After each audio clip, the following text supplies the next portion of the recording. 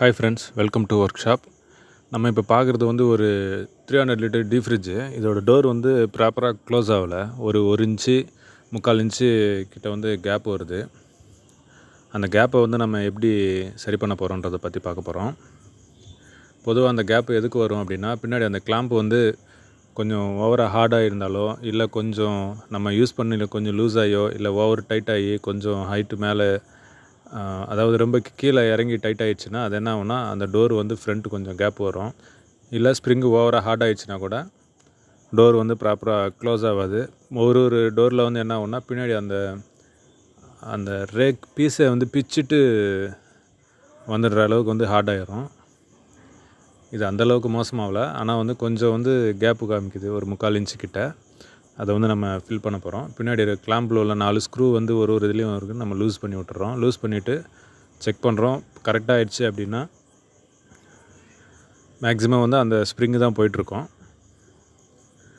ஒரு இதில் ஸ்ப்ரிங்கு வந்து நம்ம ரிமூவ் பண்ணிவிட்டு அப்போ செக் பண்ணி பார்ப்போம். ஓகேன்னா ஓகே ஆகிடுச்சு. இல்லைன்னா அந்த 2 இதுவும் வந்து நம்ம மாற்ற வேண்டியது இருக்கும். இல்லை 2 ஸ்ப்ரிங்கும் வந்து எடுத்து விட வேண்டியது இருக்கும்.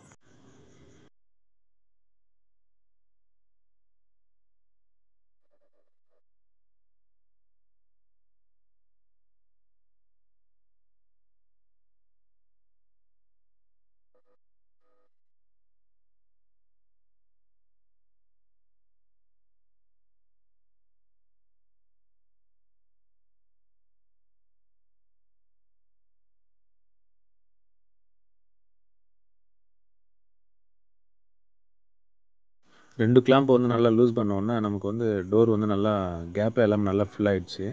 ஸோ ப்ராப்ளம்னா கிளாம்பில் தான் இருக்குது. ஸோ நம்ம அந்த இப்போ லூஸ் பண்ணி விட்டதை திருப்பி நம்ம டைட் பண்ணுறப்போ அந்த ஸ்ப்ரிங்கு வந்து டெம்பராக பிடிச்சிக்கிச்சு அப்படின்னா அப்போ என்ன ஆகும்னா, டோர் வந்து கொஞ்சம் வந்து மேலே தூக்கிட்டு இருக்கோம்.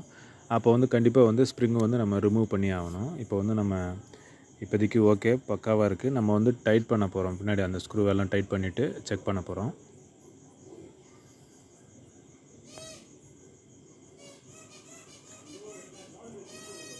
கொஞ்சம் அதாவது ஓவராக மேலே இருந்தால் கூட அந்த மாதிரி இருக்கலாம். அது கொஞ்சம் தட்டி கீழே இறக்கி விட்டுட்டு ஸ்க்ரூ டைட் பண்ணி பார்த்தோன்னா நமக்கு விஷயம் வந்து கிளாரிட்டி ஆகிடும்.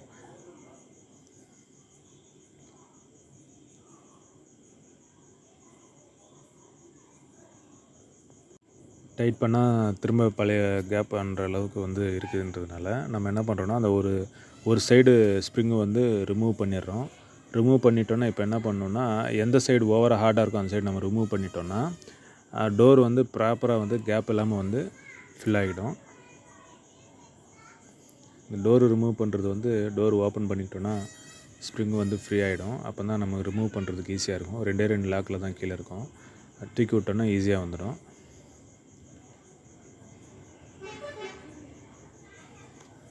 ஸ்ப்ரிங் இது ஒரு 2 லாக்கில் தான் இருக்கும். இப்போ வந்து நம்ம டோரு க்ளோஸ் பண்ணுறோம்.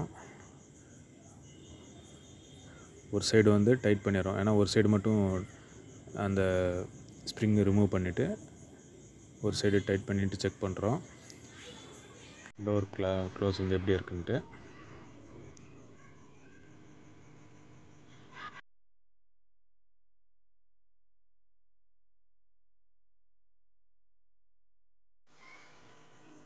டோர் வந்து கிட்டத்தட்ட ஒரு 100% வந்து பக்காவாக வந்து டோர் வந்து க்ளோஸ் ஆகிடுச்சு.